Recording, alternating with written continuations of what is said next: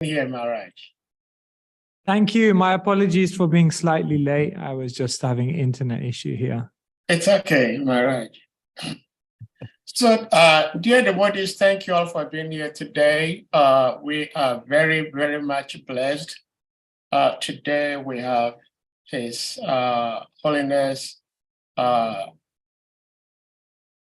SVAYAM BHAGAVAN Maharaj, who will be taking us through the depths of the Srimad Bhagavatam. We all know how nectarian the Srimad Bhagavatam is, and we understand that it's even been much sweeter because it's been touched by the lotus lips of Shukadev Goswami. So today we have His Holiness with us, who will be taking us into this Srimad Bhagavatam. And we believe at the end of the class, we all feel very much nourished. So we humbly urge all the devotees to kindly stay alert, attentive, so that at the end of the class, our doubts may be cleared. So Maharaj, thank you for being here as always. And without further ado, if you're ready, we'll put the verse on the screen and you may start. Thank you so much, Sadaprabhu, and my humble obeisances to everyone. Sadaprabhu, is it possible to get the sharing rights? Because at some point you can begin by sharing your screen, and at some point I may ask to share my screen. Please, I will do that, Maharaj.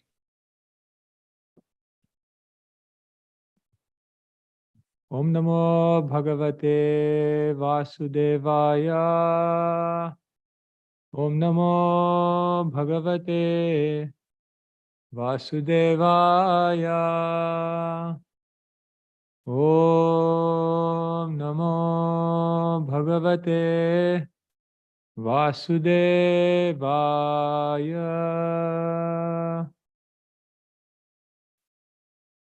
So today we're reading from Srimad Bhagavatam, Canto number 1, chapter number 19, text number 38. So I guess I'll just read the verse, and there's no purport to this verse, but we'll have a discussion on it. And I'll maybe share my screen also. So the Sanskrit, I guess I just do it myself, and then everyone can follow along. Yachrotavyam atho japyam yatkartavyam ribhi prabho smartavyam bhajaniyam va bruhiyad va viparyayam. Yachrotavyam atho japyam yatkartavyam ribhi prabho smartavyam bhajaniyam va bruhiyad va viparyayam. And just one last time. Yachrotavyam atho japyam yatkartavyam nribhi prabho smartavyam bhajaniyam va bruhiyad va viparyayam. So synonyms: yat, whatever; shrotavyam, worth hearing; atho, thereof; japyam, chanted; yat, what also; kartavyam, executed; nribhi, by the people in general; prabho, O master; smartavyam, that which is remembered; bhajaniyam, worshipable; va, either; bruhi, please explain; yadva, what it may be; viparyayam, against the principle. Translation by His Divine Grace, Srila A.C. Bhakti Vedanta Swami Srila Prabhupada Ki Jai. So this is Parikshit speaking to Sukadev Goswami. Please let me know what a man should hear, chant, remember, and worship, and also what he should not do. Please explain all this to me. Srila Prabhupada Ki Jai, Srimad Bhagavatam Ki Jai. So I'm just going to stop there, and then we'll see we'll see where we go and then kind of take it from there.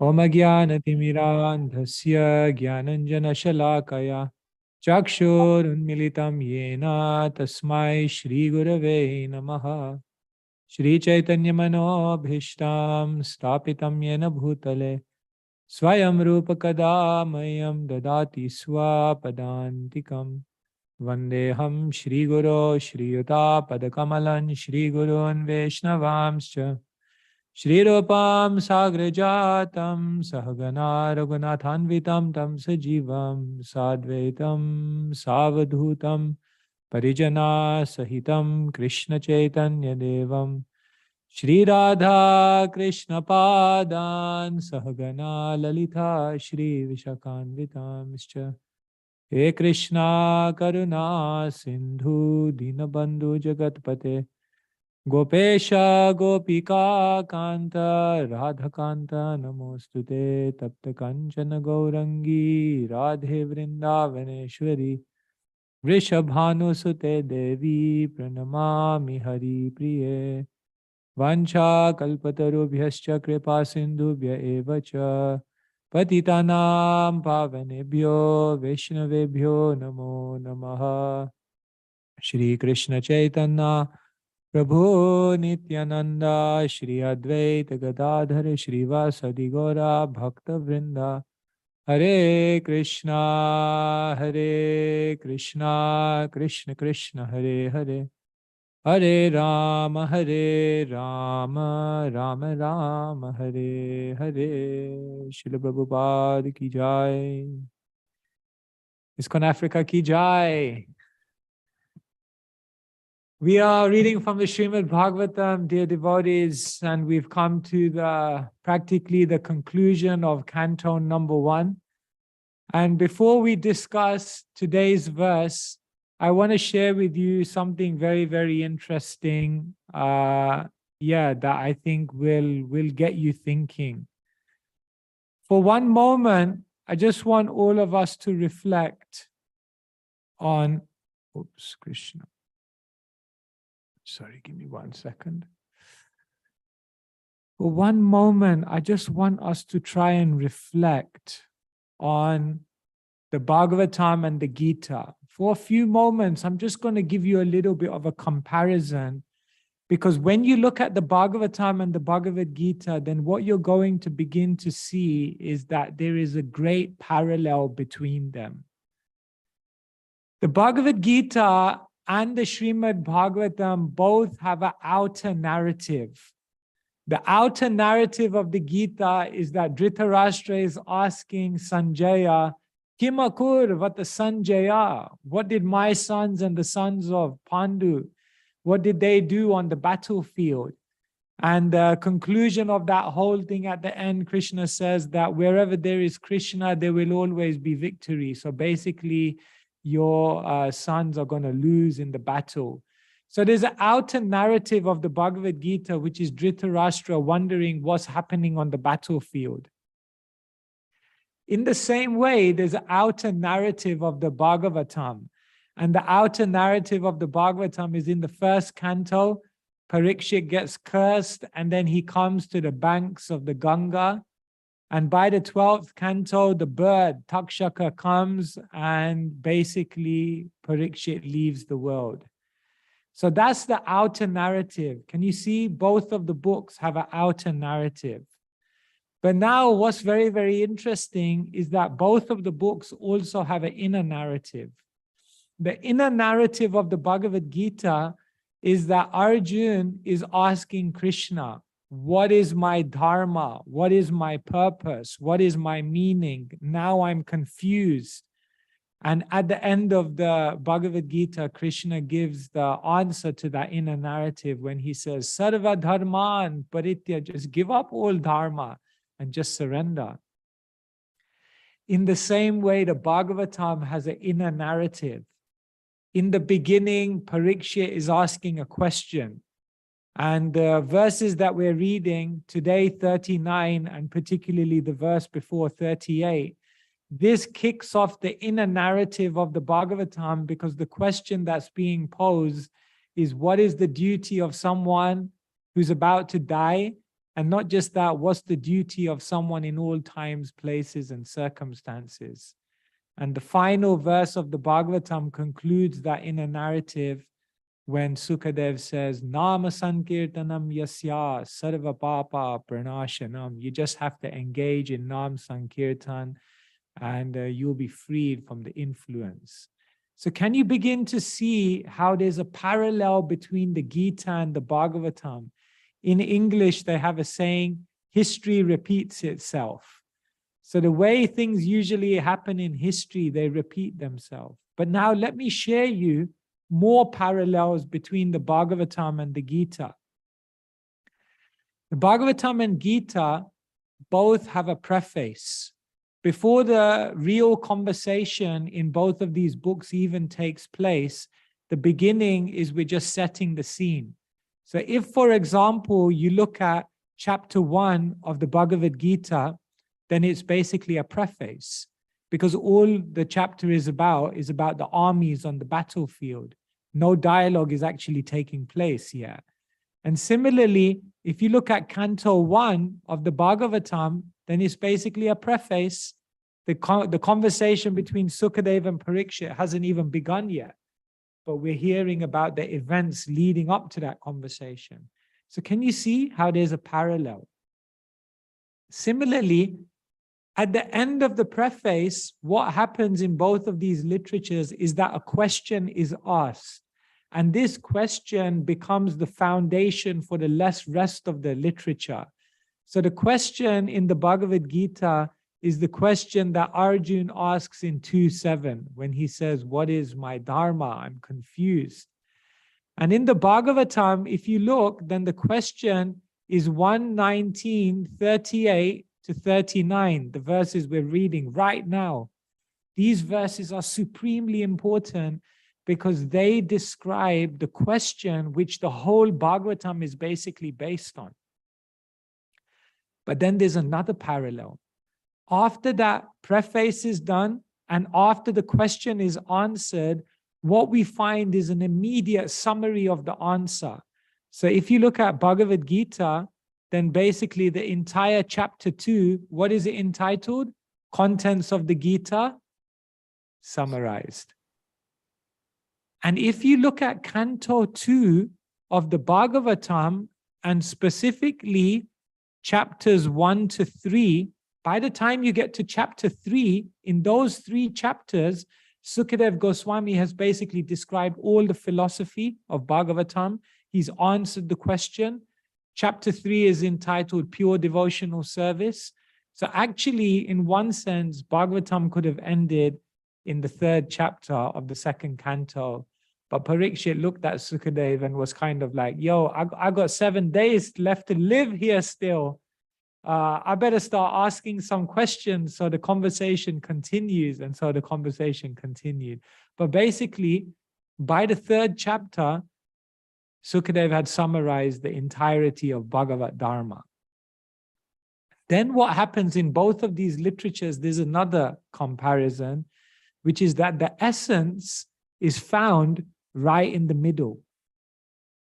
So in the Bhagavad Gita, the essence is found in chapter 9, Raja Vidya, the most confidential knowledge. And in the Bhagavatam, the essence is found in canto number 10. And if you look at the verse numbers, then basically canto number 10 probably began about 3.5 days into the conversation, because cantos number 10, 11, and 12 are basically half of the Bhagavatam. And the canto 10 is all about Krishna's pastime. That's the essence of the literature. And chapter number 9 of the Gita is the essence, because Krishna says, just keep thinking about me. So can you see how in both literatures, the essence is right in the middle? But not just that. Now check this out. After Krishna has given the essence, then what happens in the end of the literature? He gives the parting wisdom. So if you look at Bhagavad Gita, chapters number 13 to 18, then they're all about Jnana Yoga. And Jnana Yoga is basically all about detachment and renouncing yourself from the world. So the end of the Gita is all about detachment and renouncing yourself.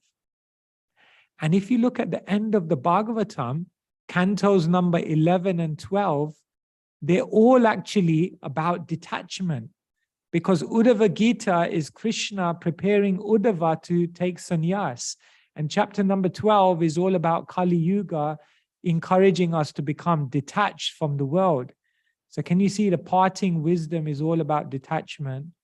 And then finally, in both literatures, the ultimate instruction is given at the end. If you look at, obviously, Bhagavad Gita, 1866, then Krishna says, Sarva Dharman Parityaja. Krishna before that says, Manmana Bhava Mad Bhakto, the ultimate instruction. And the ultimate instruction of Bhagavatam is also given right at the end when Sukadev Goswami cites this very important verse, Nam Sin Kirtanam Yasya Sarva Papa Pranashanam, that one should engage in Nam Sankirtan. So just for one moment, I'm just trying to share with you how there is a very, very clear parallel between the Bhagavatam and the Bhagavad Gita. And it's very, very beautiful that we see how the literature and the wisdom and the philosophy flows in this way, because it's the best way in which we can actually grasp all of this knowledge. So today I'm sharing this with you because our verse 119:38 is basically the question.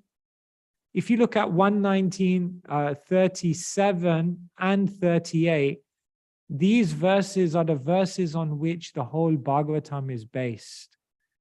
And so Sukadev Goswami is being asked the question by Parikshit, what should I do? Basically, what's my purpose? Why am I existing? And what, so in psychology or just in the world today, we see that there are different questions you can ask. Why? How? And what? What do you think, which of these questions do you think is the question we should start with? Start with what? Start with how? Or start with why? I would say what? What? Okay. That's the out of the box thinking. Start with what? Anyone have another question? Anyone have another opinion? Which do you think is the most important one to start with? I would say why. Why? Prabhu says why. Prabhu says why. Why do you say why? Why do you say why? Yeah, I would say why, because the understanding has to be there before anything can be proceed. Yes, yes. If you think about what, this is activities. If you think about how, this is strategy. But if you think about why, this is purpose. Yes. So generally, we would go from up down, because once you know what your purpose is, then you can create a strategy. And once you know what the strategy is, then you decide the activities. So therefore, we should always start with why. In the world today, people don't ask why. Like even Vedanta Sutra begins, now, Atato Brahma Jigyasa. Now you have a human form. Inquire, why am I here? Why is there suffering? Why does the world exist? Why do I not find happiness even though I try so much? Why? When we're kids, even Prabhu, Govinda Prabhu, I can see next to you is a nice, your daughter or a nice little lady there. And when we're kids, we always ask why, isn't it? Kids are always asking why. But why, Dad? Why? Why? They always want to know the deeper reason. But when we grow up, we lose that capacity. So we must always ask why. So the Bhagavatam begins with this question, why? And then Parikshit also asks, and if my, and what? What are the activities that accompany that why? And therefore you see here, what? He wants to know the activities based on understanding the why. So this is very, very beautiful. Questions are really, really important, right? The quality of life is dependent upon the quality of the questions we ask. Nowadays, people don't ask very good questions. For example, I've not done it, but you can do a check on the most often questions asked in the Google search engine. Right? You do an experiment sometime and see what kind of questions people are asking out there. When people go to an astrologer, what kind of questions do they usually ask? You know, who am I going to marry? How can I earn money? What's the lottery numbers for the upcoming weeks? I can try and make money. You know, people ask all kind of rubbish questions. Now, if someone can learn to ask the right questions, then their life begins to transform. Let me just share this with you. We have to ask the right questions,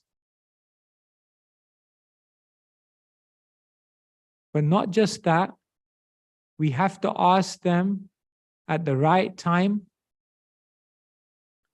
but not just that, we have to ask them to the right person, but not just that, we have to ask them in the right spirit. Now, most people in this world, they fail on usually all four of these, but if not all four, they at least fail on 3 or 2 or at least 1. Maybe they ask the right questions, but they ask it at the wrong time. They ask at the end of their life when practically they can't change anything. Or they ask the right questions at the right time, but they ask the wrong person. They go to an imposter, someone who doesn't really have substantial spiritual insight. Even sometimes someone may ask the right questions at the right time to the right person, but they don't ask with the right spirit. For example, Krishna says to Arjuna, Tadvidi pranipatena pariprashnena sevaya. You have to ask, but you have to be humble. You have to be open. You have to ask in the spirit that now what this person's telling me, I'm going to actually try and apply it in my life. They say it takes a good person to give good advice, but it takes a great person to accept the good advice. You have to be even greater, humble to accept the advice. Now, when we ask the right questions at the right time to the right person in the right spirit, then those questions become the gateway to spiritual realization. If you look at all of our Shastra, then Shastra is basically question and answer. Bhagavad Gita, question and answer. Bhagavatam, just a series of dialogues, question and answer. Even Chaitanya Charitamrita, all the dialogues, question and answer.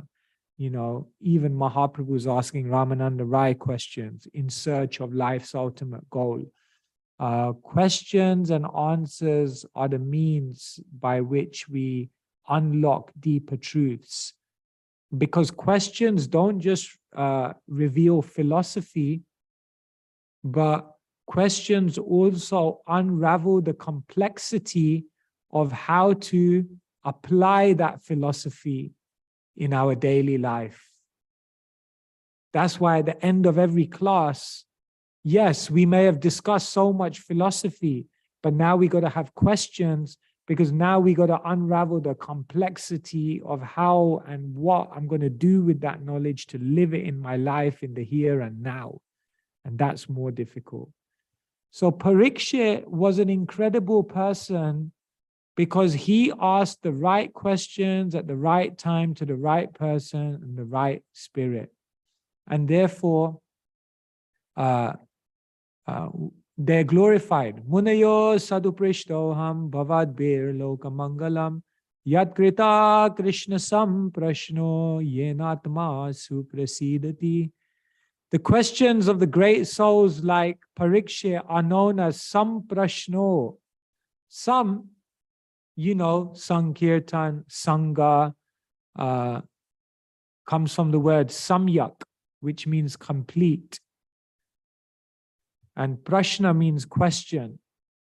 So the questions of the great souls are complete questions, comprehensive questions, questions which look at things from all angles of vision. And because these questions are asked, yenatma suprasidati, they allow one to ultimately achieve satisfaction of the soul. So one of the reasons why Bhagavatam is, Jiva Goswami says there's 3 reasons why Bhagavatam is so incredible. One reason is because it was written by the author in his maturity. Because Vyasadeva had written so many things, but then in his maturity, he realized, I haven't glorified the Lord. I have to write Bhagavatam. But not just that, he said that Bhagavatam is also the most elevated because of the speaker's purity. Because Sukadeva Goswami was a person of unparalleled spiritual purity. Therefore, his realizations, his words were powerful. But not just that, he said that Bhagavatam is the most elevated because of the listener's inquiry. Because he asked the right questions. You see, you can have a very learned person, a very, very spiritually accomplished person, but if the audience doesn't ask the right question, then you're gonna miss out. You're gonna lose out. You're not gonna be able to benefit from that person. Therefore, the audience is sometimes just as important, not sometimes, always, just as important as the speaker, because the audience hold the key to drawing the essence out of the speaker. And therefore, Parikshit was a powerful because he was able to unlock that. This is very interesting. All of you know that there are 10 topics in the Bhagavatam. Atra sargo visargascha stanam poshanamutaya manvantera shunukatha nirodha muktira shraya.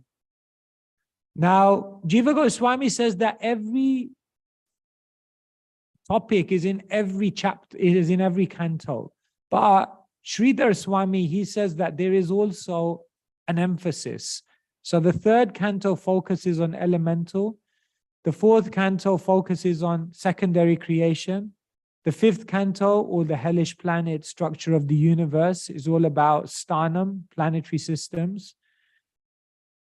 Canto number 6, we hear about Ajamil, about Vritrasura. It's all about protection and mercy. In Canto 7, we hear about Hiranyakashipu. The whole canto is about Hiranyakashipu and Nishingadev, because it's all about the creative impetus is lust. Hiranyakashipu represents lust. Canto 8 is basically a series of stories which take us across the Manus. So we hear about Gajendra, about Vamanadev, about the churning of the milk ocean. These are all pastimes in the 8th canto. 9th canto is about different avatars, isn't it? Parashuram is there, Ramachandra is there, the activities leading up to Krishna's incarnation. 10th, we know, is the Ashraya, is Krishna's pastimes. 11th is all about liberation, because Krishna is speaking to Uddhava and he's telling Uddhava all the instructions so that Uddhava can ultimately take sannyas and become liberated.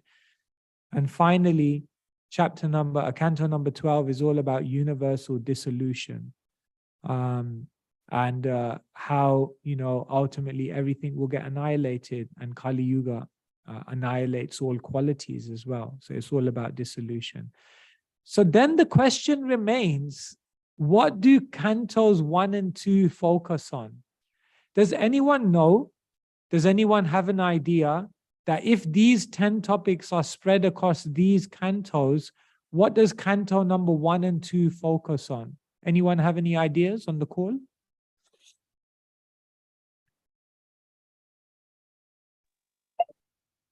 Maharaj, go ahead, please.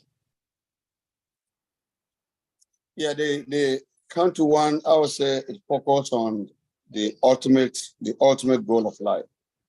The ultimate goal of life, yeah. Like Prabhupada said, everything is summarized in the first canto. Very good, yeah. I was going to suggest that cantos 1 and 2 are the summaries of cantos 3 through 12. They're the summaries, yeah, they contain the major points of philosophy. Yeah, it seems both of you are saying similar things. Yeah, good points. You're right, and there's many ways to look at the Bhagavatam, but this is what Sridhar Swami says. He says, canto number 1 is actually all about adhikar, qualification, because he's saying in canto 1, we find many conversations. We find a conversation, for example, between the sages of Naimisharanya and Sutta Goswami. We find a conversation in canto number 1 between Narada and Vyas. We find a conversation in canto number 1 between Parikshit and Sukadev. And in all of these conversations, what we're hearing about or what we're learning is the qualification of the hearer. Vyasa asks amazing questions to Narada, therefore his knowledge comes out. The sages ask amazing questions of Sutta, therefore the wisdom comes out. And Parikshit asks amazing questions of Sukadev, therefore amazing wisdom comes out. And therefore, Sridhar Swami says, we learn that the qualification of the hearer, we can closely learn this, because you can hear the whole Bhagavatam, but if you don't have qualification as a hearer, what you will grasp? So it makes sense that the Bhagavatam begins with establishing who is the ideal person to hear the Bhagavatam, what kind of consciousness, character do they have? And then canto number 2, Sridhar Swami says focuses on sadhana, or the means of attainment, because in canto number 2, basically all the different sadhanas are summarized. You can worship the impersonal, you can worship the universe, you can worship the demigods, but ultimately pure devotional service trumps everything. Devotional service is the ultimate sadhana, the ultimate practice. And therefore canto number 2 establishes this. So as we read 1:19:38, we're again hearing what is the qualification of a hearer. They're asking the right questions. What did Prabhupada, he wrote the book, Perfect Questions, Perfect Answers. Right? You don't go to a guru and just ask them, who should I get married to? I mean, you can ask for marriage advice. They can also help you, but that they can give you something much deeper. They can give you something much more profound. They can teach you about principles that can then help you to answer all of these questions yourself. You see, you can ask questions of what, but if you ask the guru questions of why, then the what's become very, very naturally illuminated. Now, one last thing I'm going to share with you about this verse, and then I'm going to open it up for any discussion points, is that Parikshit asks an interesting thing. He says, let me know everything I should hear, chant, remember, and worship, but also tell me what I shouldn't do. Now, that's very interesting. That's very, very interesting. Because generally, if you look, whenever we approach a guru, generally we ask questions of what we should do. But just as important as what we should do is knowing what we shouldn't do. I'm going to show you now another verse from the Bhagavatam. This is from the Chatu Shloki.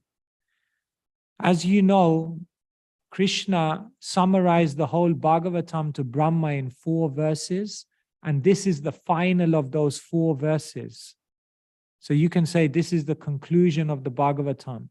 And what does the Lord say? A person who is searching after the absolute truth, the personality of Godhead, must certainly search for it up to this, in all circumstances, in all space and time, and both directly and indirectly. This is very interesting. You should directly search for Krishna, but you should also indirectly search for Krishna. What does it mean to indirectly search for Krishna?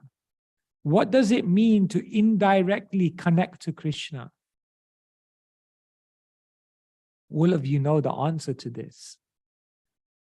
If I said the direct way to connect to Krishna is to always remember Krishna, then what would be the indirect way to connect to Krishna? Never forget. Never forget him. Yes, you get the prize. Wonderful. If the direct way to connect to Krishna is material attachment, what's the indirect way to connect to Krishna? Ganga Prasad Prabhu. Material detachment. Material detachment. Yes. Nice to hear your voice, Ganga Prasad Prabhu. If the direct way to connect to Krishna is niyams, following niyams, things that you should do, then what's the indirect way to connect to Krishna? Things you should not do. Yes, yamas, there are things that we should avoid, things that we should not do. And then if the direct way to connect to Krishna is to accept everything that's favorable for devotional service, anukulyasya sankalpa, then the indirect way, all of you know, pratikulyasya varjanam, you should reject the unfavorable. Now this is very, very interesting, because many of us in our spiritual life, we focus a lot on this. Chant, read, serve, do all the positive things in spiritual life. But if we neglect the other side, if we're not serious about these, if we're not serious about these things, then although you're directly trying to connect to Krishna, if you don't also honor the indirect things, then the spiritual practices may not have as much power as they could have. And therefore, letting go, detaching, giving certain things up, as Parikshit is asking Sukadev Goswami, tell me what I should do and tell me what I shouldn't do. Tell me the things that I should grasp and tell me the things I should let go of. So one French philosopher, he says, it's not just about the daily increase in spirituality, but it's all about the daily decrease in materialism. Right? Both are just as important as each other. Another philosopher, he says, enlightenment is not when there's nothing left to add. It's when there's nothing left to take away. So gradually, we have to let go of things that are not favorable to our spiritual life, and Pariksha is asking for that. Now, let me ask you, what are some of the things that you think we have to let go of in our spiritual life in order to advance as far as we could advance? We know the things that we have to do, chant, read, serve, but what are the things we have to let go of? Envy. Envy, so bad qualities is definitely one of them. Anything else we need to let go of? Yes, greed. Greed. Okay, yeah. Let's just say qualities, because otherwise we'll go through all the qualities. So let's Yeah. just say bad qualities: envy, greed, pride, anger, lust. All of those things we need to let go of. What other things do you think you need to let go of?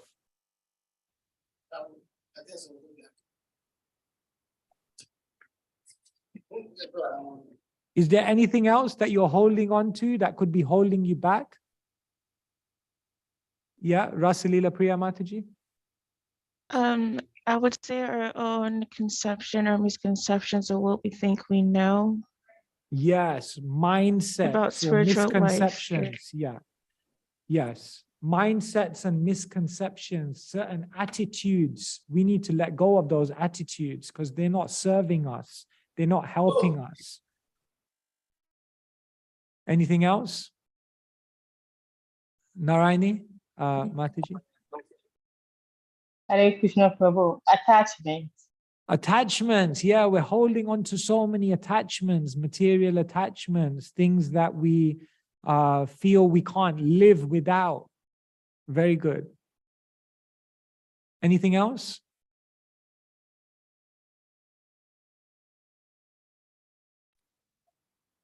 Yeah, propensity is to enjoy material life.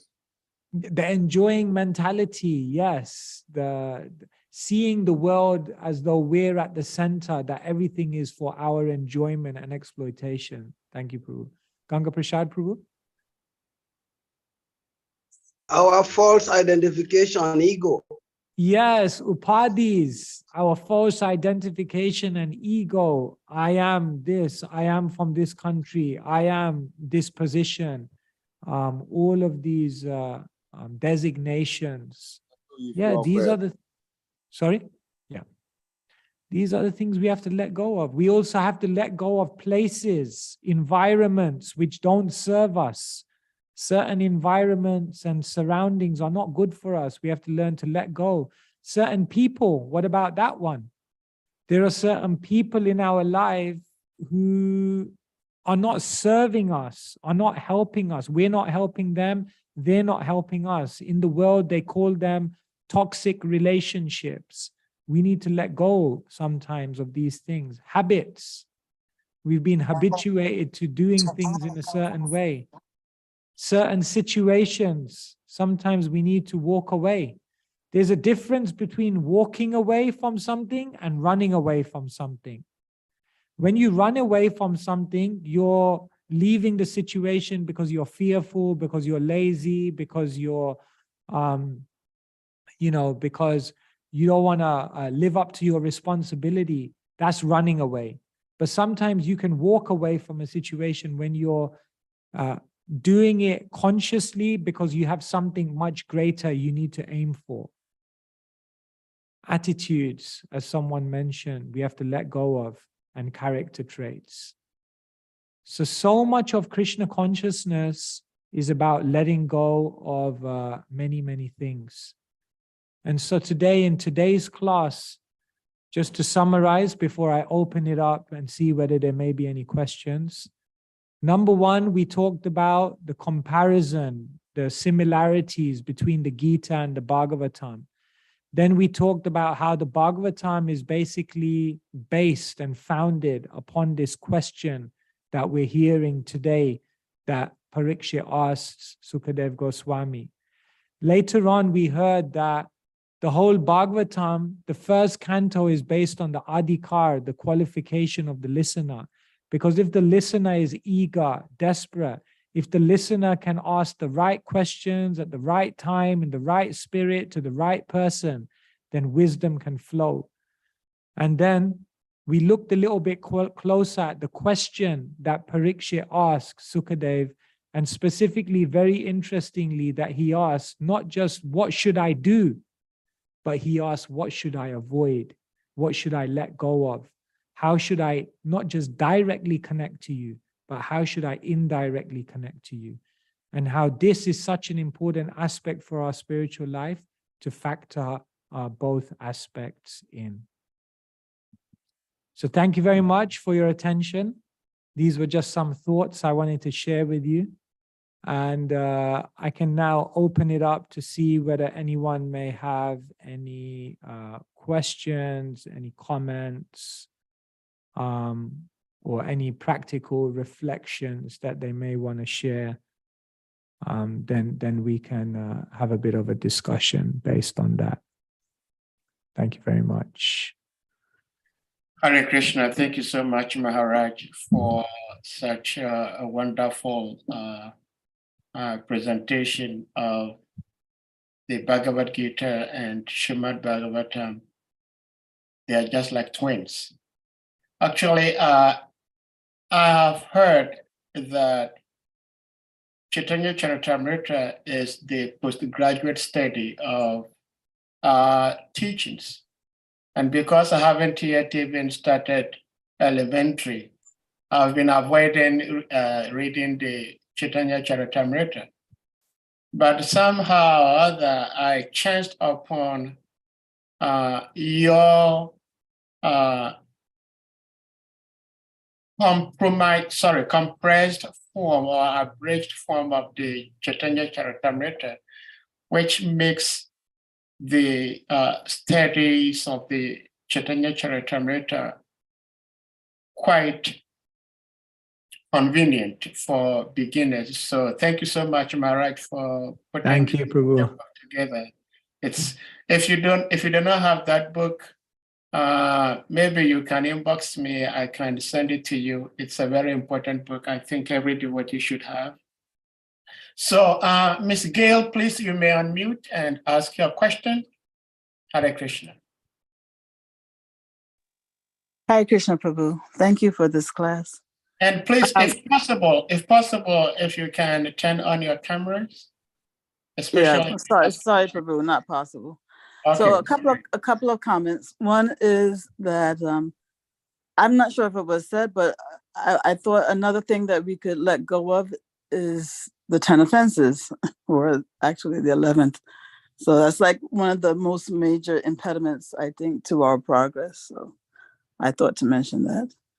And another similarity that I've heard that exists between the Bhagavatam and the Gita is that in both scriptures, the first time that Krishna makes his appearance is as the charioteer of his devotee, which illustrates, his, I think, Bhakta Vatsal quality, the how, profound his love is for his devotee, that he is willing to accept such a menial role of service for his dear devotee.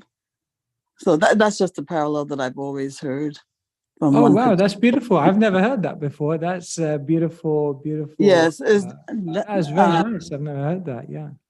Damodar Maharaj often makes this point. Wow, yeah, because we hear about Krishna, with Arjun on the chariot as Ashvatam's Brahmastra is coming. Is that the point? Yeah. Yeah, right, in the first canto. And then we hear about Krishna on the chariot when Arjun says, Sena Yoru, take my chariot to the middle of the battlefield. Yeah, that's very beautiful. And Rupa Goswami, actually, it's interesting you mentioned this quality of Bhakta Vatsala, because Rupa Goswami says, for Gaudiyas, we basically worship three main forms of the Lord, Krishna, Rama, and Nrsingadev. And if you notice, those three forms of the Lord are most prominent in our tradition.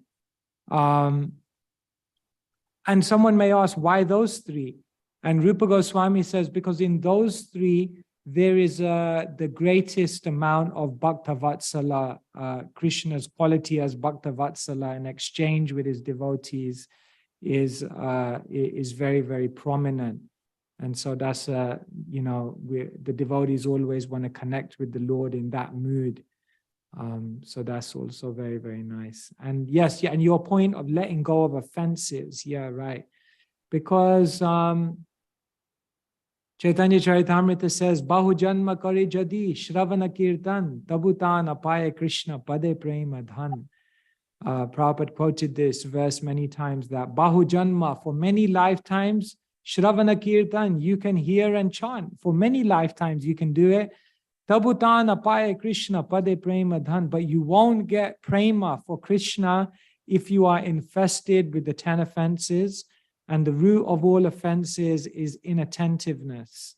So we have to let go of our inattentiveness, our apathy, our lackadaisical approach, and ultimately our offenses, because we're losing mercy through those acts of offense. Yeah. Thank you for sharing. Very nice points.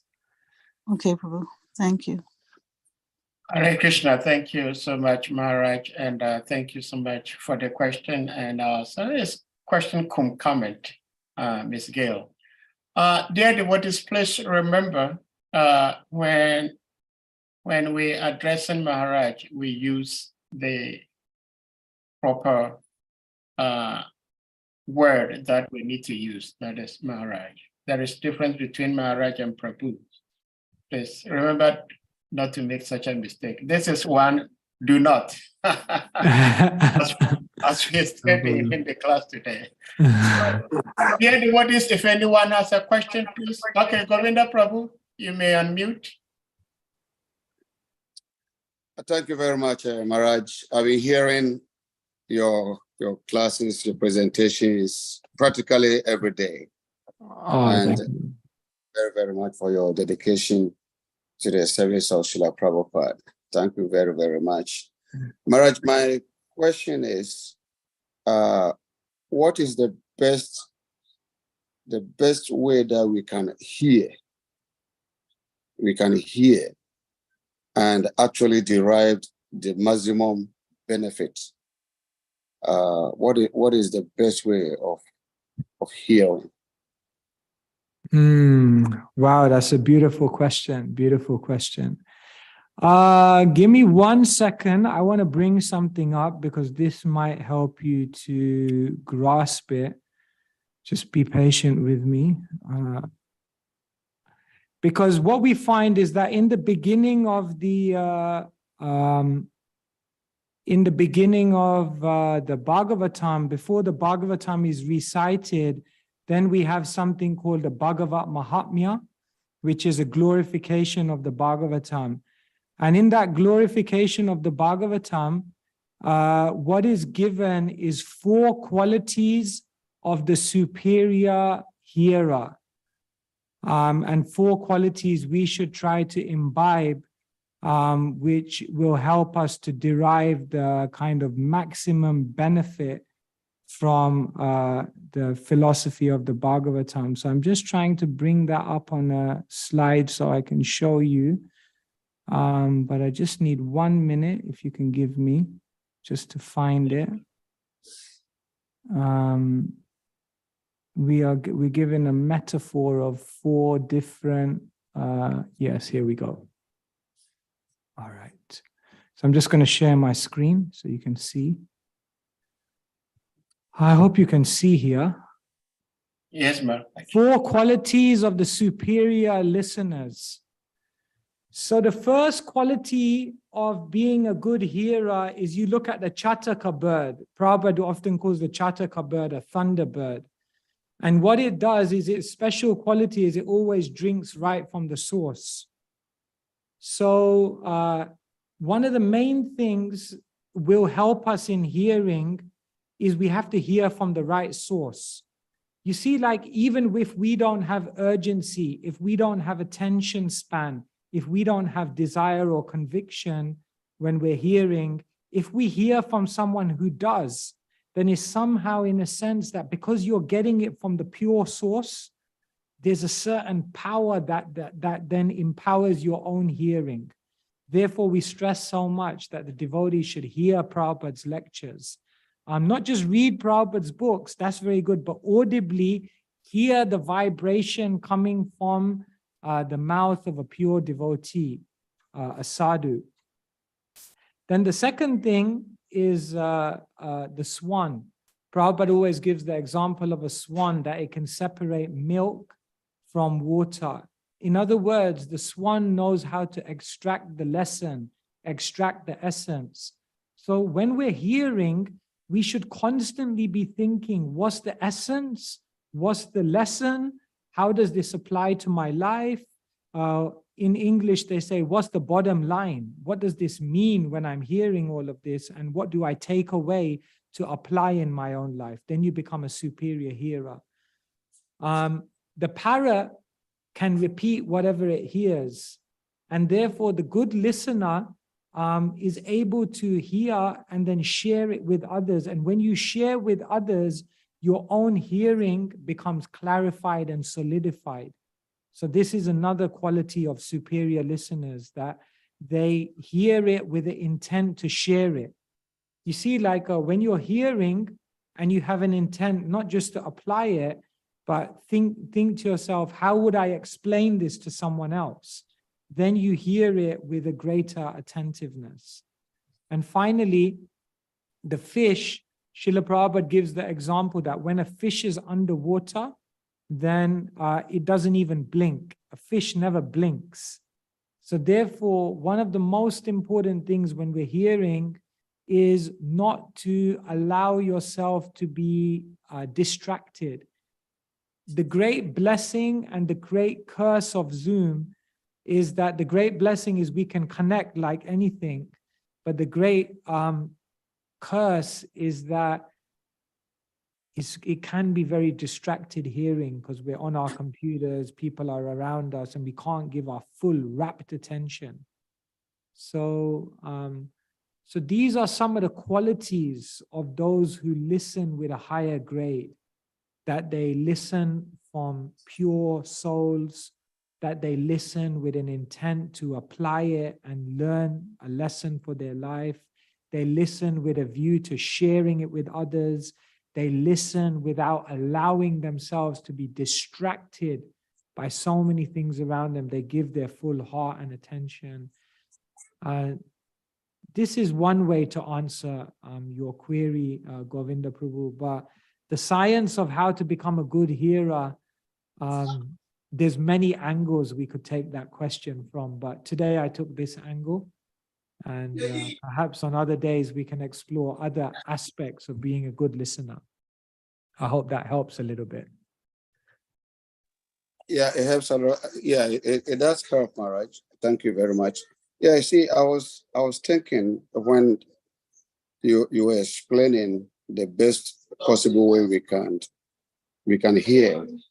You made mention of processing, hearing and processing what you are hearing. And I found that as a challenging, because if you are hearing and at the same time you are processing, then how can you hear simultaneously? You're processing and try to hear. Is that possible? In a sense, Govinda Prabhu, we do that, right? So because say, for example, like say now, for example, you just made a comment and I was listening to it. But as I was listening to it, I was simultaneously processing it, because if I didn't process it, I wouldn't be able to reply to you. So if I was just hearing your words, but I wasn't processing it, I'd have no way to respond to you. So in a sense, we're always doing that. We're hearing and we're processing. But you're right. There's one English writer, he says, don't listen to reply, but listen to understand. And so that is interesting, because in what you say, there is actually truth, that sometimes when we're listening to someone, if we're trying to overanalyze it and everything in the moment, then we actually miss out on really understanding what they're saying. But at the same time, there is a sense in which we're listening and we're processing it. So there's some truth to that. But yeah, there's, I guess a lot of it also, Govinda Prabhu, what I would say is a lot of processing can be done after as well, like after we've heard.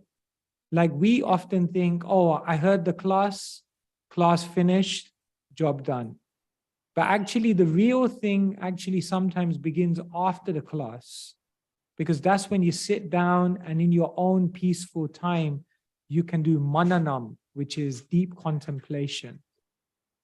So the Vedic learning goes through 4 stages: Shravanam, hearing; Mananam, contemplation; Nididhyasanam, application; and then Vandanam, prayer.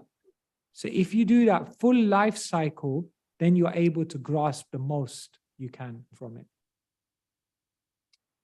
Thank you. Hare Krishna, thank you so much, Maharaj. I was actually thinking, Govinda Prabhu's question, if someone is hearing without processing, then it remains simple listening. One is just listening. But when we listen with processing it, then it becomes hearing, because hearing means it's sticking. It's sticking to our thoughts and consciousness, and we want to do something about it. So we'll go to Srimad Bharata Prabhu, please. Prabhuji, you may unmute. Hare Krishna. If possible, you may turn on your camera, if possible. Yeah. Hare Krishna. Jai Hare Krishna Maharaj. Dandavat Pranam. My Our thanks to glories you. to the devotees. Our glories to Prabhupada. Thank you for the wonderful presentation. Very educative. I have one question is in my mind, which I'm trying to brush aside. But maybe Pastor wants me to say something.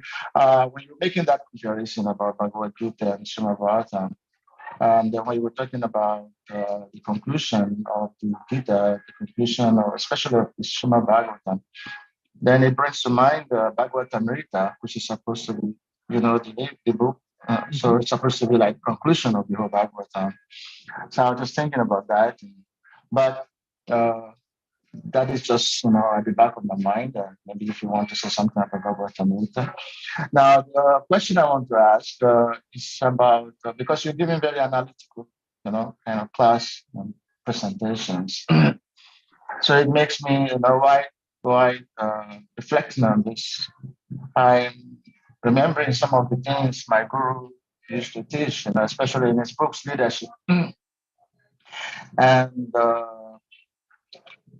so the purpose of knowledge, the application and transformation and all that stuff.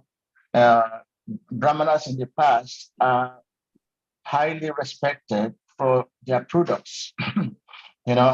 They're guiding, and they're also very effective in puja, in making things happen.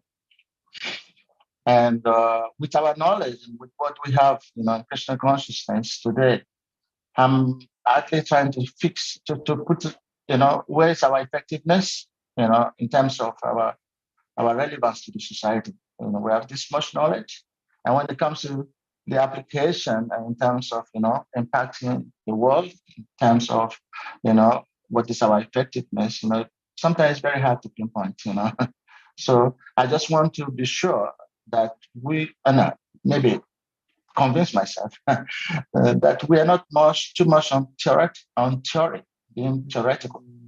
And so as Brahmanas and as people who have such high knowledge, in what way are we really impacting on the society, bringing about the transformation necessary, not just being armchair philosophers? Thank you very much. Wow, such a powerful point. Yeah, I think this is so important that Srila Prabhupada was on a mission to teach the world that Krishna consciousness has the solution to the world's problems. Therefore,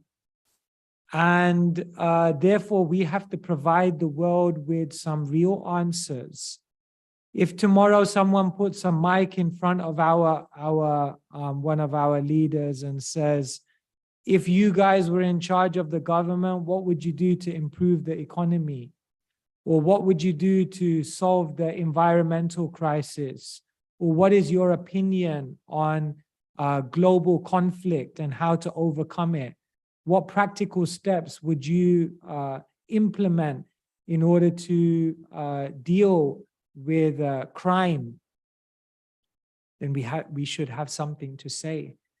I think Bhakti Tirtha Maharaj was a real leader in that area, because he was, I think even one of his books is called Spiritual Solutions to Material Problems, or Solace for the World in Difficult Times. And he was really bringing the knowledge into a context in which people could then say like, oh, this is how I live it. This is how it changes my life.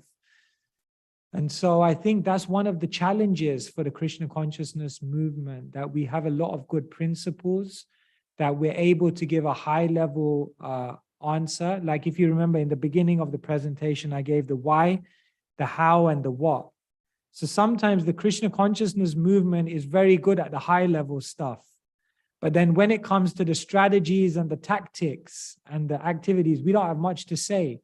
Whereas the world is generally very good at coming up with all these strategies and all of these tactics.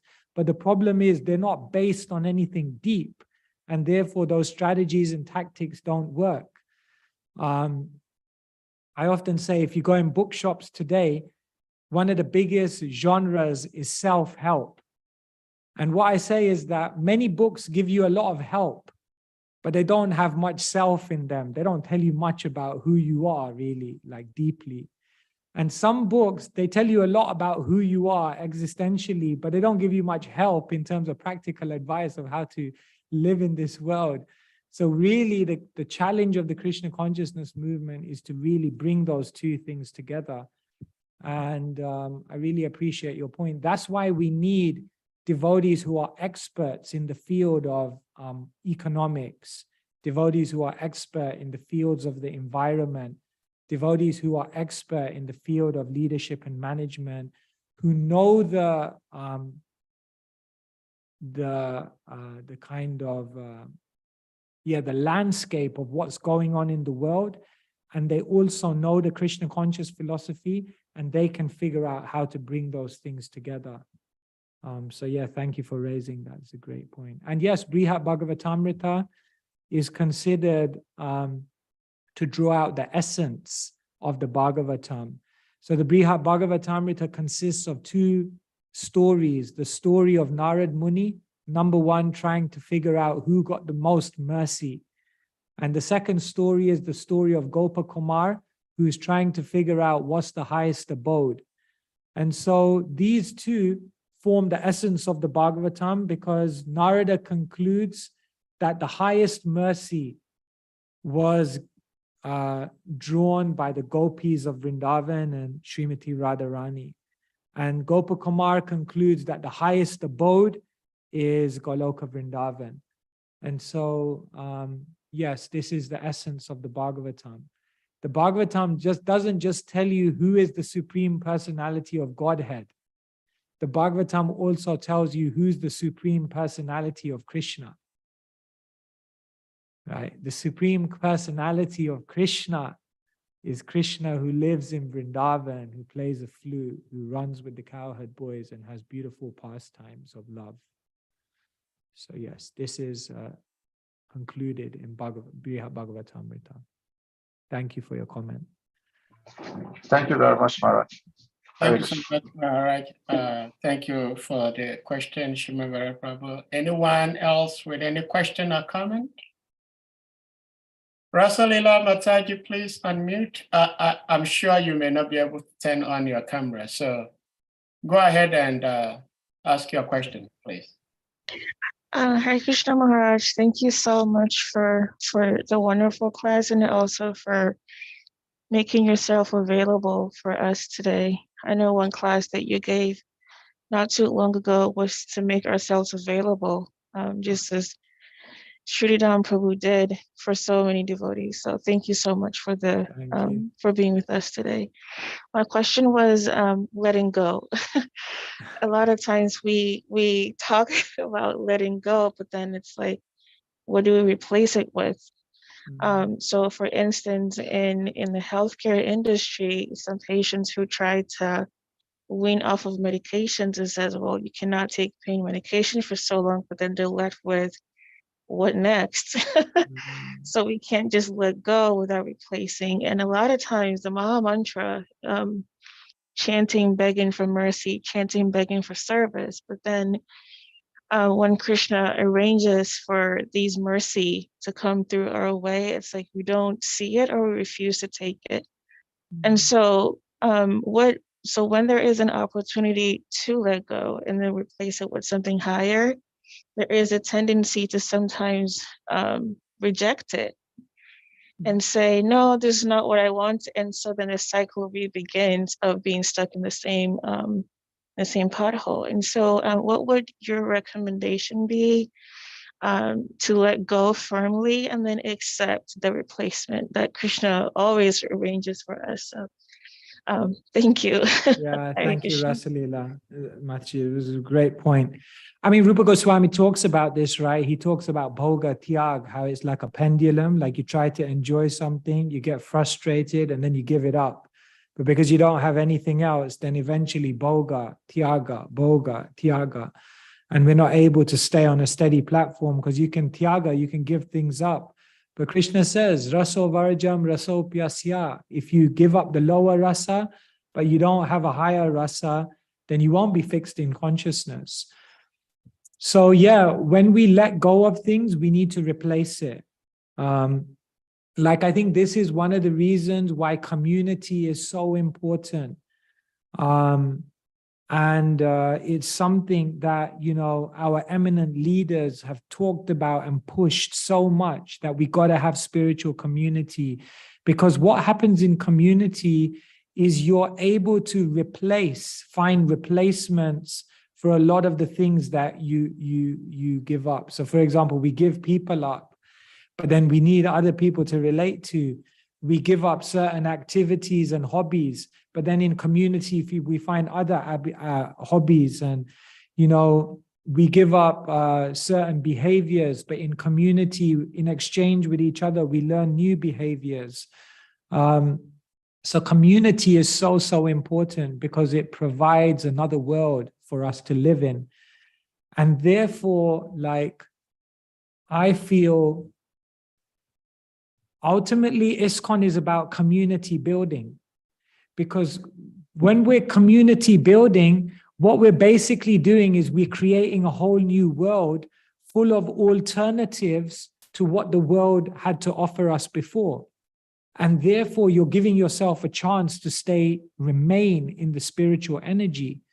But if you take up a process, but you don't have that kind of living situation, that ecosystem of spirituality, then you've let go of all of these things. You can't.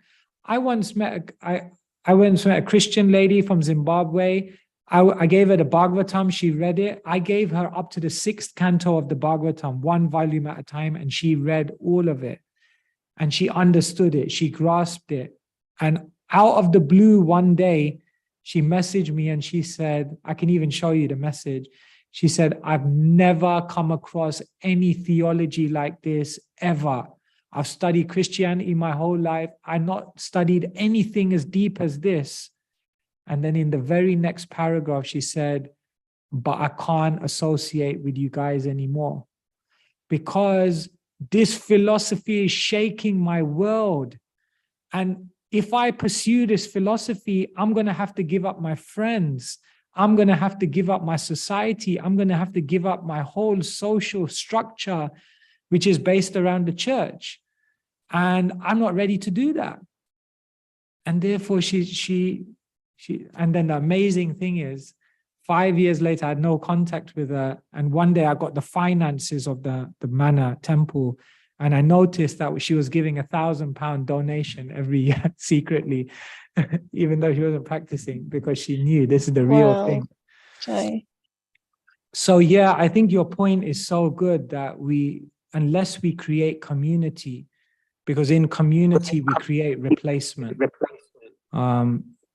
then we can facilitate devotees to let go of things. Yeah, again, your question is so like, we could approach it from so many angles, but those are just a few thoughts. Thank you so much, Maharaj. Thank you. And Rasalila Prayer, David, thank you for the question. Maharaj, it's very interesting you were sharing with us the reaction you received from this lady you were distributing the Bhagavatam to.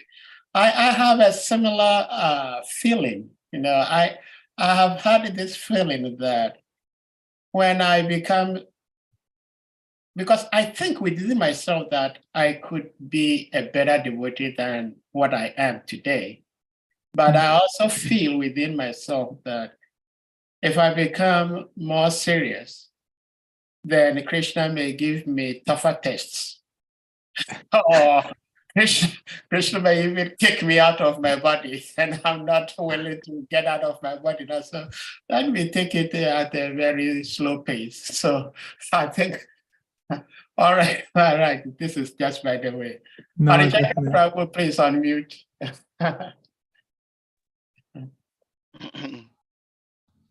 Yeah, Hare Krishna Maharaj. Hare Krishna, Hare Chakra Prabhu.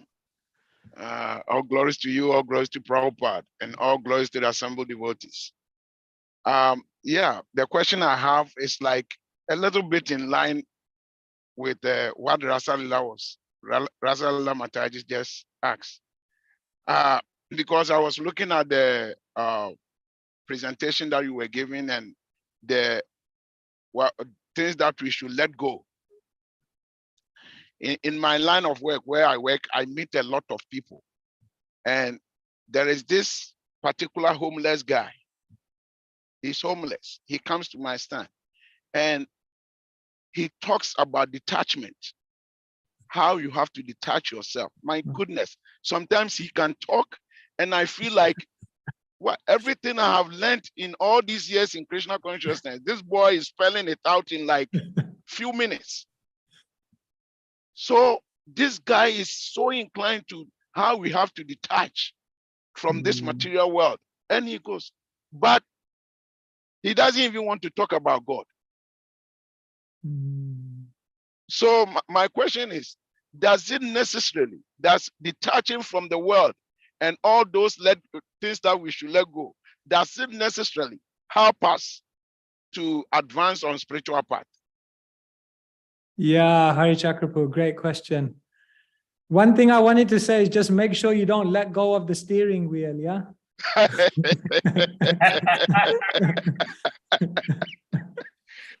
No, thank you for your question. Hari Chakrapu, detachment, it can take place on different levels. So what we say is one level by which you cultivate detachment is from frustration. When someone just got beat up by the material world, hit up by the material energy, there's a sense in which they can speak with full realization about detachment. They're just like, this world is like, you don't need to tell me Bhaktisiddhanta's quote about the toilet, I've seen it for myself. So one level of detachment comes from frustration. Higher than that is detachment which comes from knowledge. Someone sees, it's good for me if I let these things go because there's a higher reality. But the highest type of detachment comes from taste. When you're so attached to something else, vairagya means detachment, right? But vairagya has a double meaning, vishesha, raga. Vishesha means special, raga means attachment. So vairagya means a detachment, but the double meaning is it means a special type of attachment. In other words, when you're specially attached to Krishna, then detachment comes. So you'll find that there are many people in the world who can speak with full realization about detachment, but ultimately they can't live it because we have to do something in our life. We have to love something. We have to pursue something. So if you're not going to love Krishna, if you're not going to pursue the spiritual world, then you'll have to love something and pursue something in the material world, and you won't be able to detach yourself. I go on book distribution, people at Christmas time, they got like 10 shopping bags, and I stop them and I'm like, this book is teaching you that happiness is not in material things. And they're like, yeah, I agree. And I'm looking at all their bags and I'm like, The fact of the matter is you can't give it up unless you have something higher. So your point, I think, Hari Chakrapu, is a great point, that many people speak about detachment because they've seen the naked form of the material energy. And even us as devotees, we've seen the naked form of material energy often. But still, until and unless we connect, we can't really live it. We can't live that detachment. So detachment which comes from frustration and detachment which comes from knowledge is never a steady detachment. But detachment which comes from taste, that's real detachment. Thank you. Thank you very much, Maharaj. Thank you, Hari. Thank you so much, Maharaj. As you were answering, I was thinking about the unsuccessful fox who was trying to jump to pick the grapes. And because he couldn't jump to grab it, he says, after all, forget about this grape. It's not sweet anyway. Yeah, sour grapes. Yeah. The sour grapes, sorry, grapes. So thank you so much, Maharaj. Out of frustration, one may be speaking that way, but when you have it and you have to live it, it's a different story. Govinda Prabhu, please, you may unmute.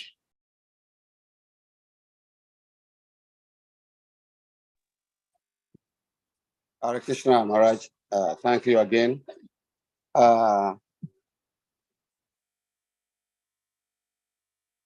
When you were doing both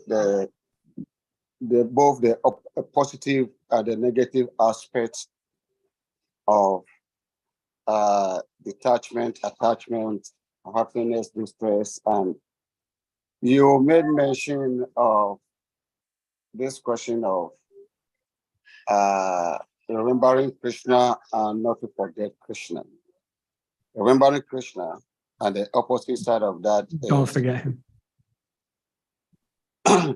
You see, so often when we talk of let go, we mostly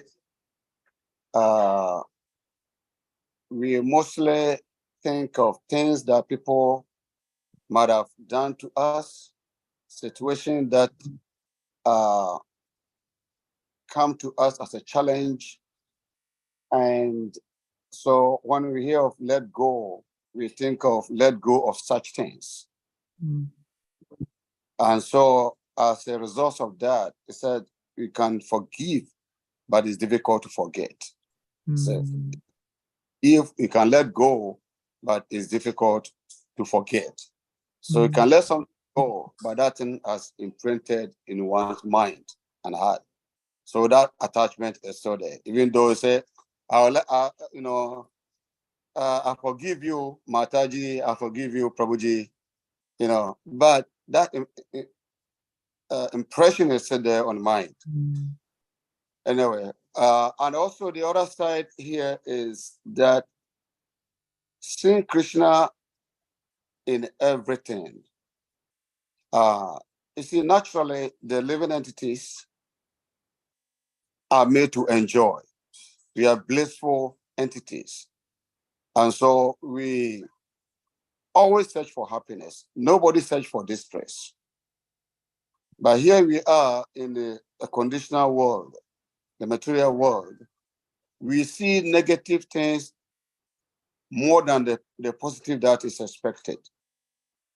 So when we speak of seeing Krishna always, or see Krishna in everything, how do we see Krishna in negative things? When the negative challenges comes to us, how do we see Krishna in those negativities in order for us to be situated in Krishna consciousness? How do we do that? Yeah, it's a tough one. Yes, Govinda Prabhu, you've made very deep comments. Let me try to share some thoughts. Let me start with this point first. When we go through very negative experiences, how can we try to see Krishna? Well, before I talk about that, you talked about forgiving and forgetting, how we might be able to forgive, but we can't forget. It still leaves. It reminded me of, there's some story of Nelson Mandela, that when he came out of prison, when he came out of Rhode Island, then someone offered him a Gita and he said, I already read the Gita. And they said, what did you learn from it? Maybe Bhakti Tirtha Maharaj tells this story, or someone tells this story, I can't remember. And he said, what I learned was that the day I left prison, if I didn't simultaneously give up my bitterness, my anger, my negativity towards the perpetrators of my past, then even though I would have gone free from prison, I'd still be in prison, because you're imprisoned by your own emotions. And so, yes, like somehow in the Bhagavatam, we're just learning like a very high level of forgiveness. You got like Vasudeva and Devaki, who when they see the potential of some change in Kamsa, they're ready to forgive him. You think like, this guy just killed 6 of your children.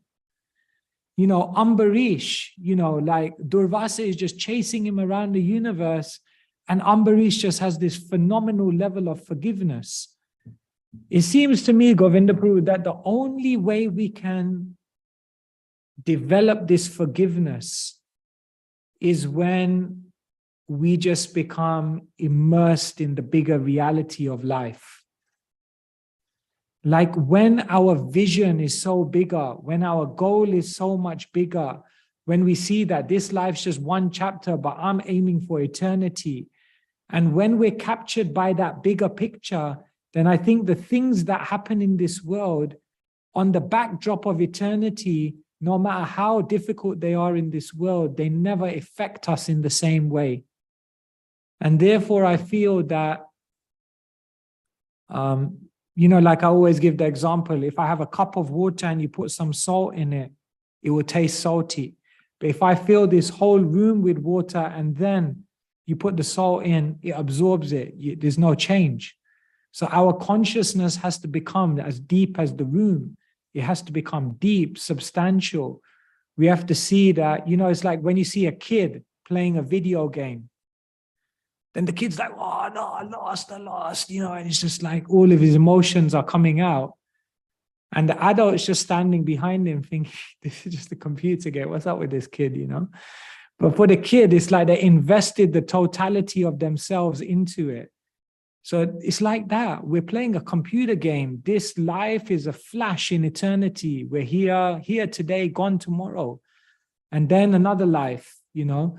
But because we're into it, we can't see the perspective. So we have to develop that bigger vision and look back and say, you know, it's one life. I got to move on, you know. There's bigger things. There's bigger things I'm aiming for.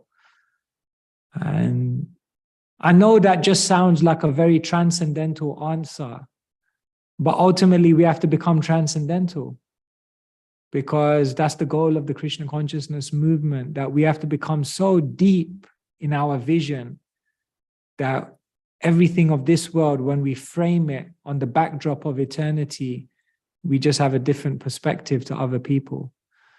And your second point about how do we try to see Krishna in all these difficulties of life. I think one mistake we make as devotees is we try to make out like everything that happens is good. You know, like we try to philosophically force ourselves to believe like, yeah, everything that's happening is good. And it's just like sometimes it becomes unreal. You're just like, no, this was not good. And what I say to people is that it's not that everything that happens is good, but it is that something good can come from everything that happens. Right? There's a difference there. In the first one, I just find it to be unrealistic, like to just like, oh, you know, you just found out you have cancer. No, it's a good thing. It's a good thing. No, it's not a good thing. I wouldn't wish cancer upon anyone. But we can say it's not that everything is good, but something good can come from everything that happens. I've got cancer. Where's the opportunities? How can I utilize it? And I think that's the approach which is more realistic, more and gives more potential for growth. Ask yourself, in this situation, what unique opportunity is Krishna giving me to rise? What unique opportunity is Krishna giving me to elevate myself that I wouldn't have if this situation didn't come about? And when we begin looking at life through that lens, then we begin to think, yes, something good can come from everything that happens. Thank you so much, Maharaj, for the answer. And regarding the answer you just gave, I think we all can accept that this COVID-19 pandemic has been very, very catastrophic. But there has been some good things coming out of it, especially from us as devotees. I do not think without the COVID, I might have your association as we are having with you today. So it's bad. It's bad. It's taking so many lives. It's very bad. But somehow we're making something positive out of it. So thank you so much, Maharaj. I have one question, but I will let Bill go. Mr. Bill, please unmute, and you may ask your question. Oh, it looks like Govinda was really trying to say. No, he was speaking. He didn't know he had his mic open. Yes, actually, it's a follow-up question. Maharaj, thank you very much for that. But I'm still on the point of seeing Krishna in negativities. And then you rightly said that devotees should make mistake that we think this is negative, but actually if you learn from that negative, something good can come out of that negativity that we think it is. Actually, if you put, before any tree comes out as a tree, it starts from a seed. And before the seed can germinate and become that tree, it has to rot. That seed has to rot.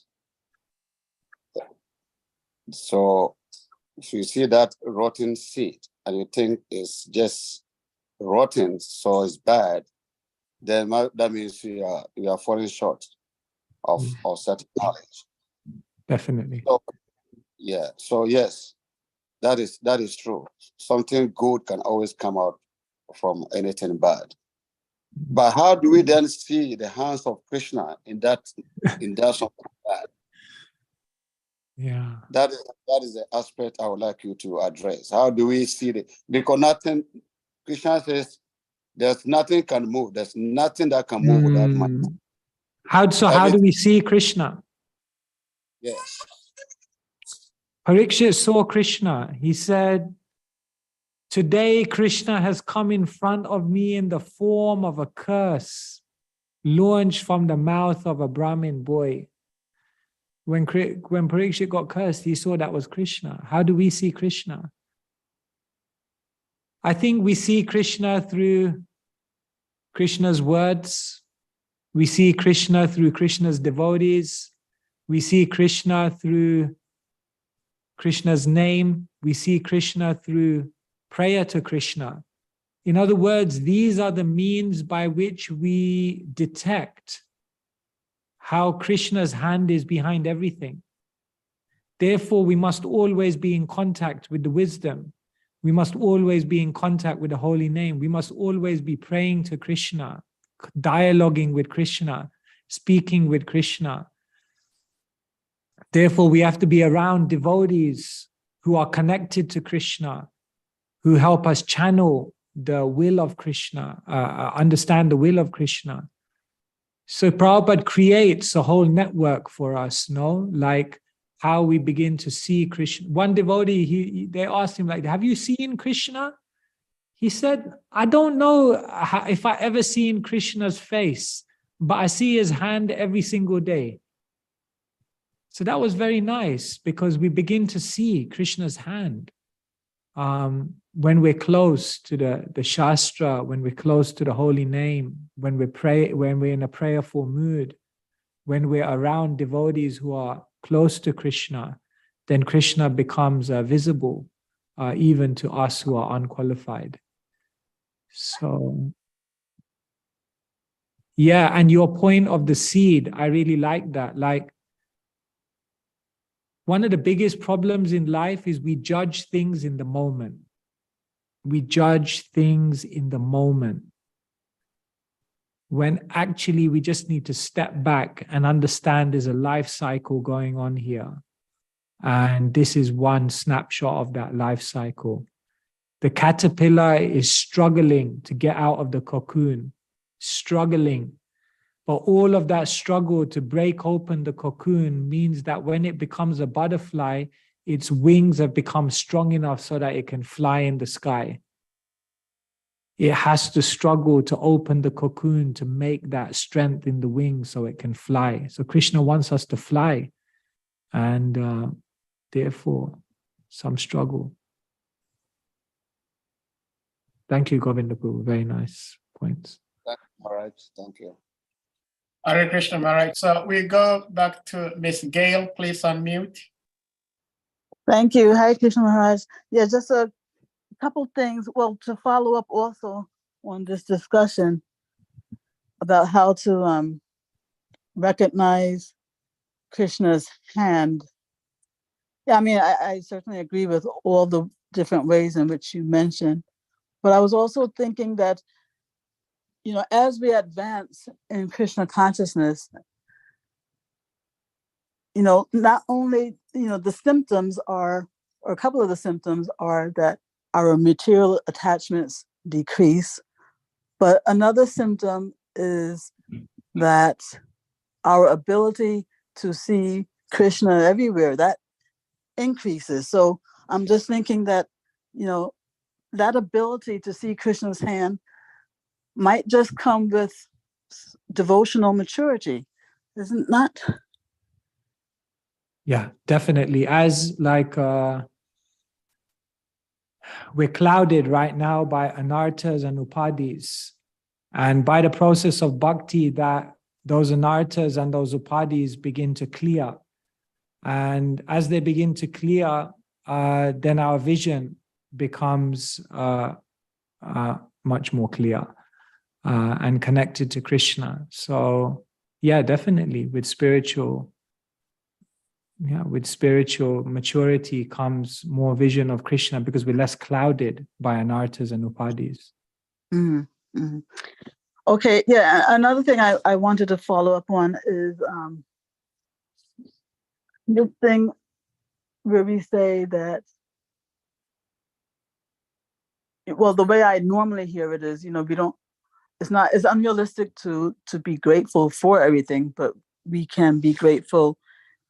You know, we can't be grateful for every situation, but we can be grateful in every situation. It's just like another way of saying what you said. Yeah. That's nice, right? Yeah.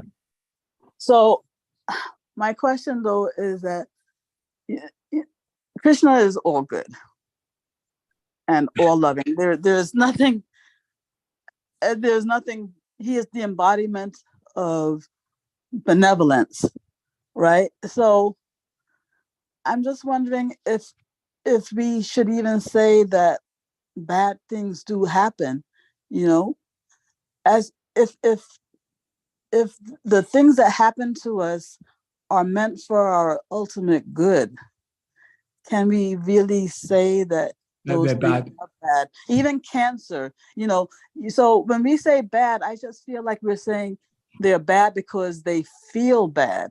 But the real thing is, what is the result? So, if you could comment on that. Yeah, it's a really good point. We're getting into a space here where I'm thinking out loud, so please don't think that anything I'm saying here is gospel truth. And I really like this. This is the purpose of Bhagavatam class. Here's one thought experiment I'd give to you. If Krishna could teach you what he wants to teach you without having any of those things we call negative situations coming, do you think Krishna would do that? Yeah, I think he gives us the least amount of, distress possible to achieve our benefit. Yeah. Yeah, right. So that's the point. Like Krishna, it is a difficult. I'm sure, like when Krishna gives us these shocking things in our life, I'm sure Krishna's kind of thinking like, I wish I didn't have to give it, but I have to do it because it's for their. It's like a parent, when they have to tell off their children. If they can get through to their children without telling them off, it's like, yo, let's do that. Let's go that way. That's much better. So I think my sense is that although everything that Krishna is doing is good, because number one, his motivation is good, and number two, the result of what it leads to is good, it may in the middle look negative because that's just what's required. And if Krishna could circumvent it and not like they say Krishna has all these cows, and so he tries to call them back firstly by calling their names. And then if they don't respond, then he blows his flute. He plays his flute. And if they don't respond, then he plays the buffalo horn. And if they don't respond, then he gets the stick out and he starts chasing them. So it's not like, you know what I mean? Like it's getting progressively more, you can see. Heavy. Heavy. It's getting heavy. Yeah, right. Like we say, the first class person, I don't know if this is a Prabhupada story, but someone told me like, Krishna is coming in front of you like this. And Krishna is putting out his hands and saying, come to the spiritual world. But if we don't listen, then what Krishna does is he goes around the back and he gives you a big kick. So the result of them is the same, but it's like, what way do you want to end up going, So, yeah, it's a good point. Yeah, ultimately, Krishna is all good. But I think my sense is that if Krishna could avoid having to send us all these things, he probably would. And in that sense, we can say these are bad things that Krishna doesn't want to send us, but he does for an ultimate good. Yeah, that was a beautiful answer, Maharaj. Thank you so much. When you, I just wanted to share this one little thing, because when you talked about the cows, it reminded me of a sweet story. I heard that some of those cows who are like recalcitrant and not, responding to Krishna, it's because they want that personal attention from Krishna. They want to be chased them personally. They want Krishna to come and get them personally. That's why they don't respond. That's what I heard. Interesting. Thank you. Just one last follow-up, Maharaj, is about Govinda Prabhu's question about forgiveness. And I mean, this is, way above my realization, but one thing that I've heard is that, we are never victims, right? We are never victims. So this word forgiveness, I feel like it kind of fosters that kind of victim mentality. When the truth is that everything that happens to us is the Paramatma's response to our consciousness and comes to us for the sake of our rectification. Things don't happen to us unless we did something to warrant that experience for the sake of the rectification of our consciousness.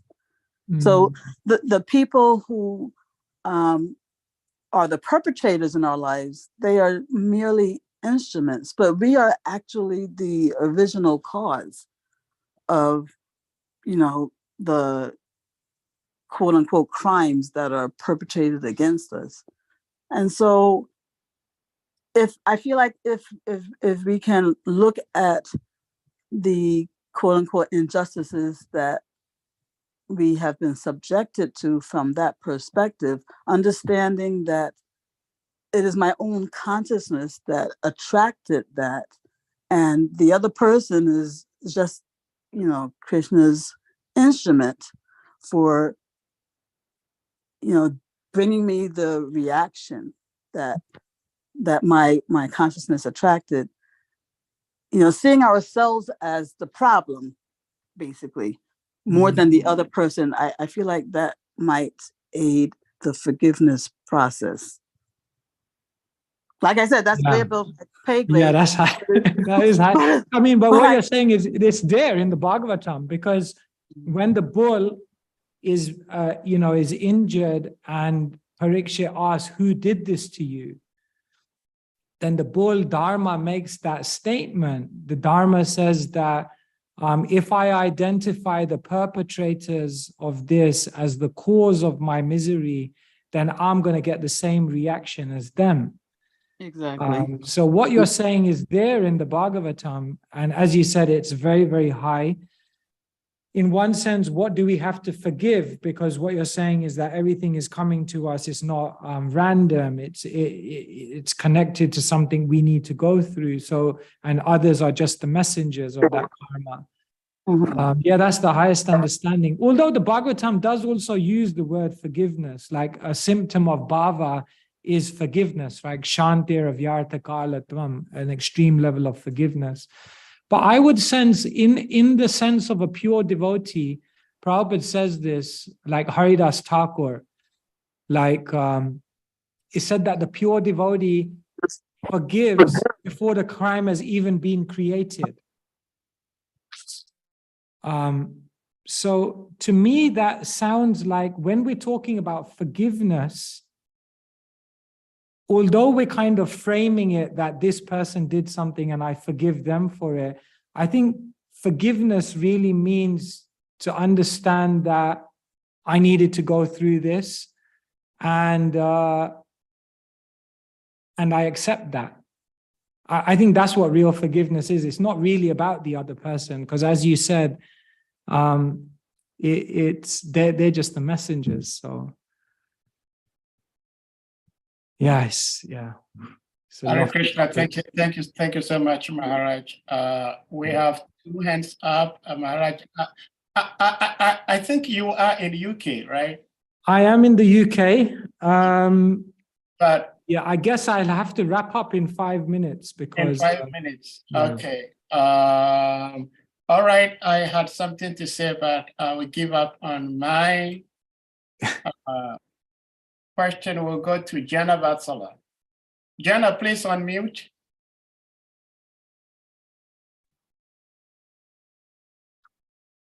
Hare Krishna, Maharaj, and Hare Krishna to all the devotees. Hare Krishna. Can you turn on your camera, please? Is it possible? Let me see if it's possible.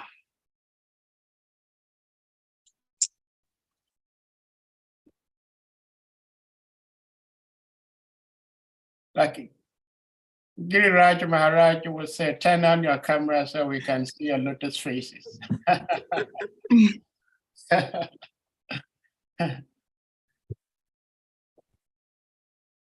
Hare Krishna. Good. Hare Krishna. One moment.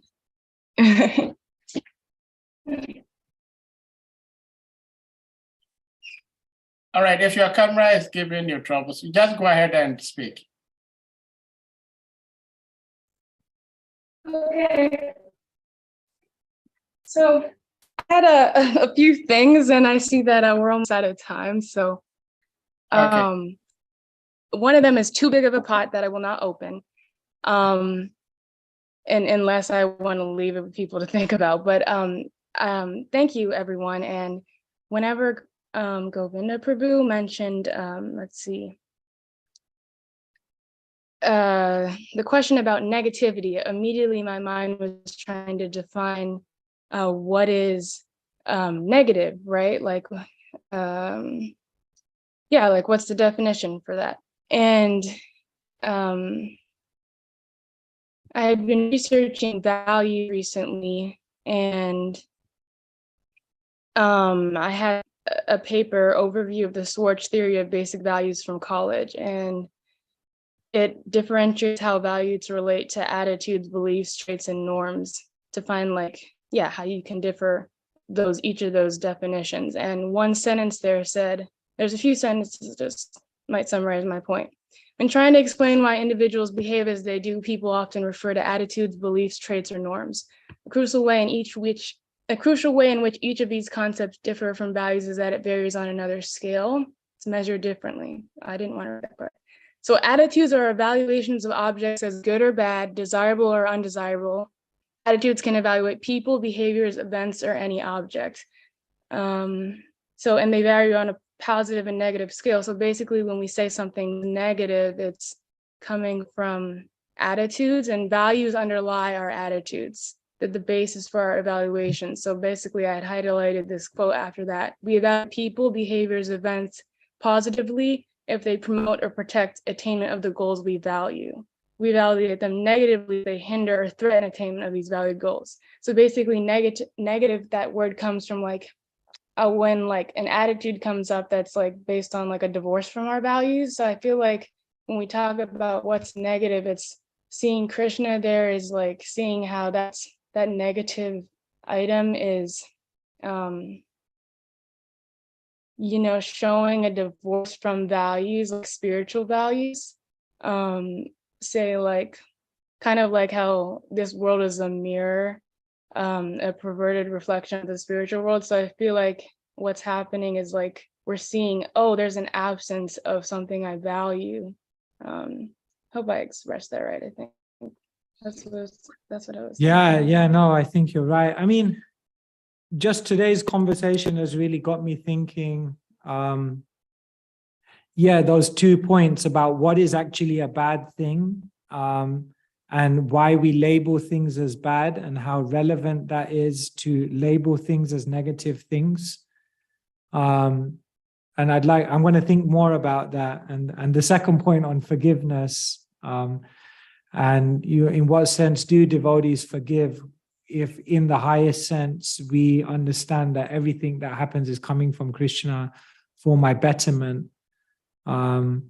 So yeah, I'm sorry we caught you right on the end of the call, and you've opened up something that we could be talking about a lot more, but I guess in the next session we can.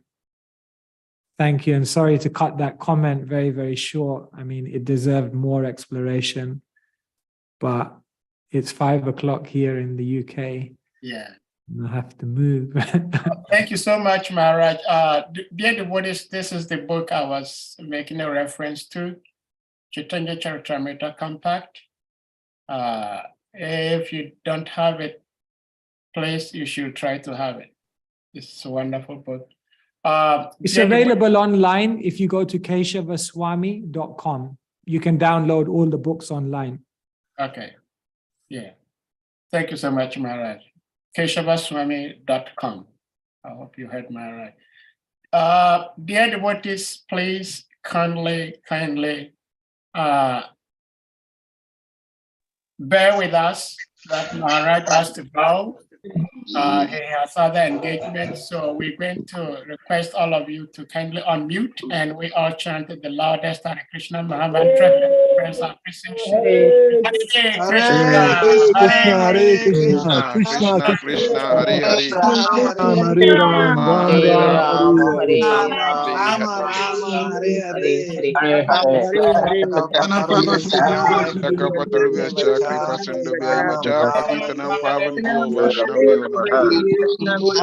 Swam Bhagavan Keshava Swami Maharaj ki Jai.